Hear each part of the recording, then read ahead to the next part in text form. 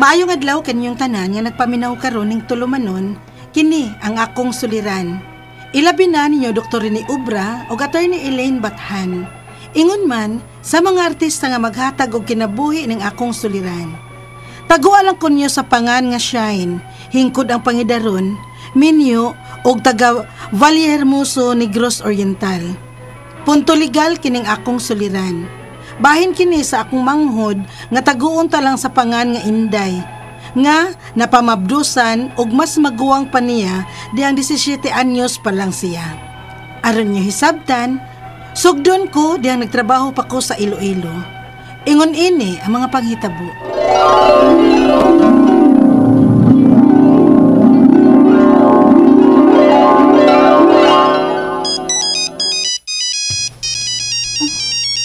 Ang akong manghod man nga si Inday.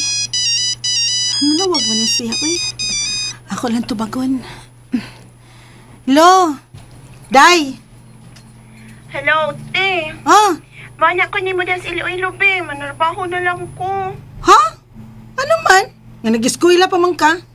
Grade 5 pa gani ka, kay dugay kang kahuman og eskwela? Mao gani, kikapoy na kong sige og sugod og eskwela, oy. Unya, di ko kahuman, kay lisod kay slas mamag papa. Magsigir gihapon ko kaundang eskwela. May pa di na lagit ko mo eskwela. Uy, tayo pa sa ha. Ako sa inong ako magawa nga si Manoy Marlon. Nga niyasab diri ng trabaho sa Iloilo. Ha? Kung may nahibawaan ba siya ang kapasudlan ni mong trabaho diri? Na, kay mag-ari-ari niya ka. Nyawa kay kasudlan nga trabaho. Unya, asam sa ka na mo pa istaron nga. May lagmusugot ang akong mga agahon nga ari kapuyo sa ila. Mintras dili ka pa makakita og trabaho. Mga, day, unya na lang ari, oy, kung may kasudlan na kang trabaho. Palihog ko, tipi. Kaganahan na lang kay kumunarbaho, oy. Sige, sortihan ako sa Manoy Marlon, kung may kapasudlan ba siya nimo. Mentag na, auntie, uy. Aron makatabang na ko nilang mamagpapa.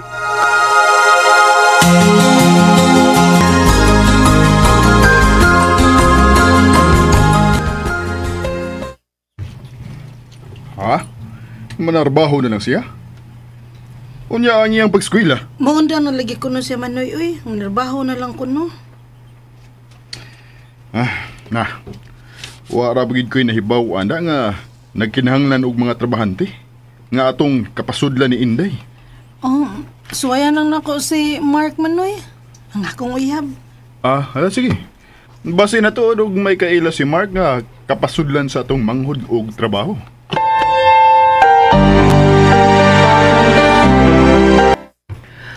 Timing kay may kaila ko kinahanglan og tabang sa bahay. Mao ba? O sige Mark B. Ingna nga na ako'y manghod nga gustong manarbaho. Sige. Pila edad ka na siyang manghod? Kuan, 17 years old pa. Uy, minor pa man di ay. Bitaw? Minor di edad pa. Mao lagi. Nya, di madawat ang iyang edad no kay minor di edad pa man siya. Suway na kong ingon ha, kung pwede ba? Oy, maayo unta kon pwede lang Mark. Aron may kasudlan nagtrabaho ang akong manghod.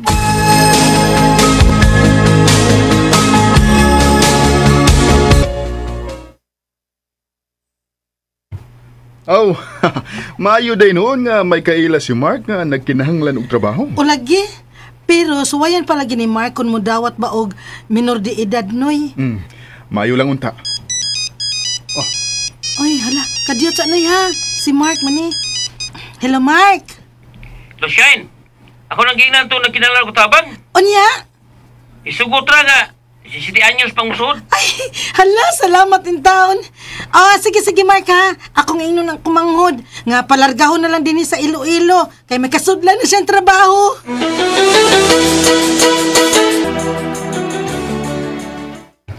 Salamat gid kay ninyo, ti Shine. Kuya Mark, nagitibangan ko ninyo nga makatrabaho na din sa Iloilo. Day, pagtarong lang yun sa imong trabaho ha. Kaya ron, dili mauwawan kini si Kuya Mark nimo nga mo ay nagpasod nimo. Uti, uy, magtarong gid ko sa kong trabaho. Aron makapadako nilang mamagpapas ato sa Negros. Mark, kumusta na ka ang ako manghod ron sa iyang gitrabahoan no? Ay kay gisgot ka na siya na. Si Inday nga imong manghod ba? Nakauyab ko na og kauban nila og mas maguwang kay niya. Og nagsigir ba ko og date? Ha? Unsa?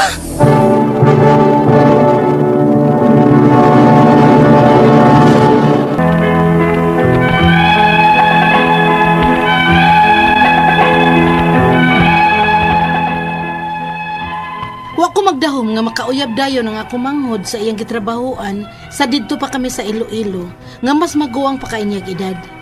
Nasuko ang akong maguwang og among gipatawag ang lalaki. Unya, Ilay edad mo? 29, sir. Uy, kamaguwang ni mo sa among manghod, oy. 17 anyos pa lang ng manghod na mo. Wa man sa ko'y planong binuangan ang inyong manghod, sir. Oh, unsa? Kaya ano? Nag-ingon ba ko nga binuangan ni mo, ha? May hunahuna gid siguro kang binuangan ang among manghod, no? Defensive ka man. Wa, sir, oy. Noy. Ay lang ko din yung awayan si Darren. Kaya nahikugmaman ko niya. Noy, gusto na lang. Ayaw na lang kasuko. Unsaon, nakagusto man sa dang atong manghod niya. Sus! Noy. Hoy, do. Suwayig binuang ang among manghod nga bata pa kay, ha? Kaya na! Tago na lang! Nga di na gyud ka makitan! Manoy.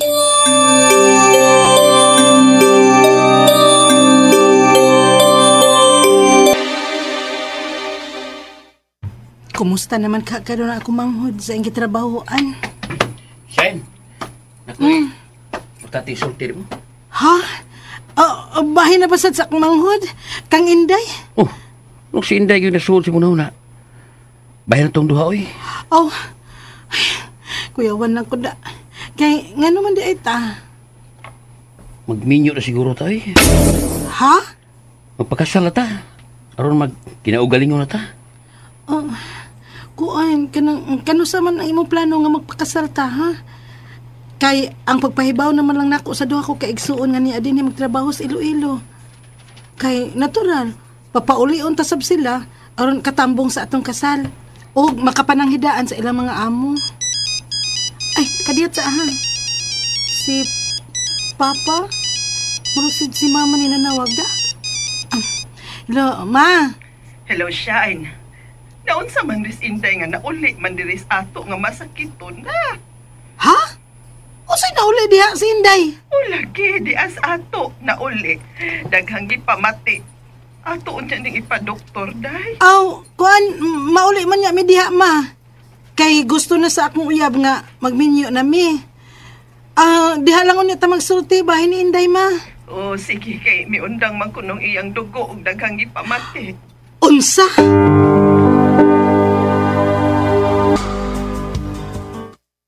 Day, magsulti tagtarong, ha? Unsa man kayo imong gibati? Basta, lain akong pamati. Kabuhion ko og laming isigig suka. Day, dili ka mabdus. Oh, ano kalit man lang kagilak diha? Kay mabdos tingali ko, te. Anya nagbuwag naming Darren. Isa, ginoo ko.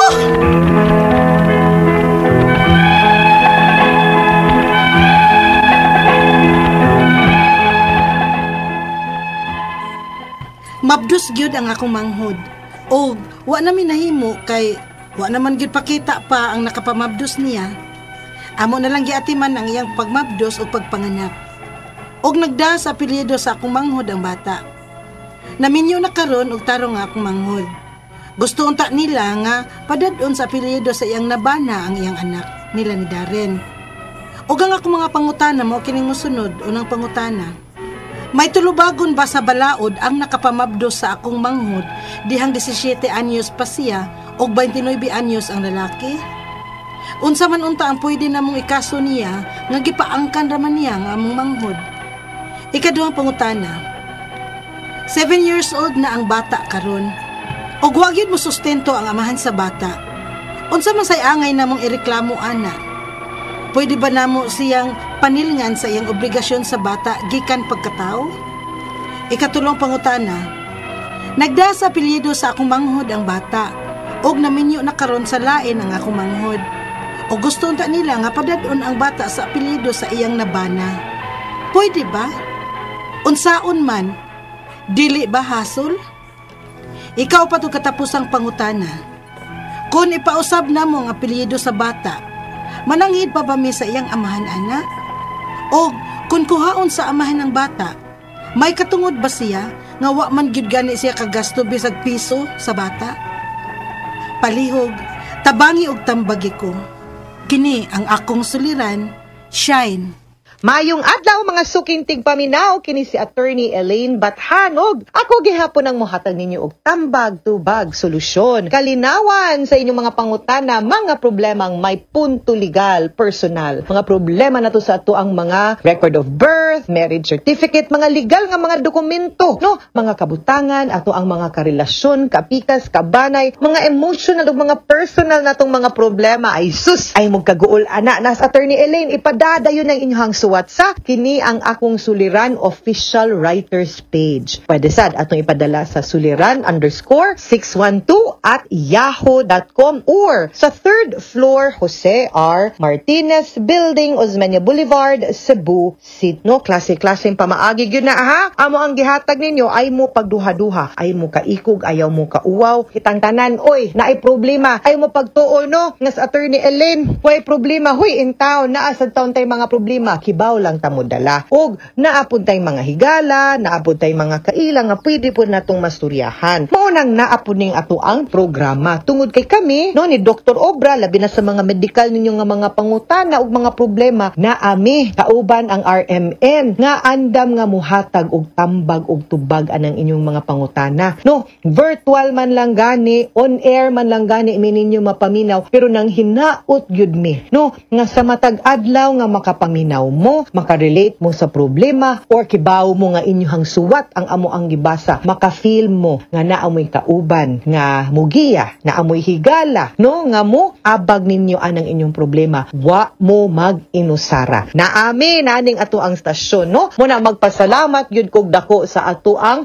management sa RMN nga naa gyud ni ato ang programa pila ka tuig na tano, solid gihapon ang ato ang mga scriptwriter, ato ang mga artista, no, diri sa production center director, ang ato ang mga audio editor, spinman, no, mga program director nato. Magpasalamat gyud kaayo nila og dako kay sila'y naghatag og kinabuhi sa inyong life story para mapaminaw sa ato ang mga nagkadaghan gyud nga mga suking tigpaminaw. And thank you kaayo sa tanan nga mga nag-shout out nato, nag-message, nag-greet pero maningkamot gyud ko ha usay ipang like hurot na lang na nako tanan pat nabasa gyud na nako labi na sa mga mo comments ako ang Facebook page. Ako ang Facebook page ay please like and follow Elaine Bathan on Facebook, Attorney Elaine on Instagram and Twitter. Naata din ha kay para makakita pud mo, maka-follow mo nag-unsa na sa Attorney Elaine, no? Og unsa na yung mga updates nato, pwede na gyud ninyo pud makit-an sa kini ang akong suliran official writers page. Thank you kayo sa mga members and likers sa atong official writers page.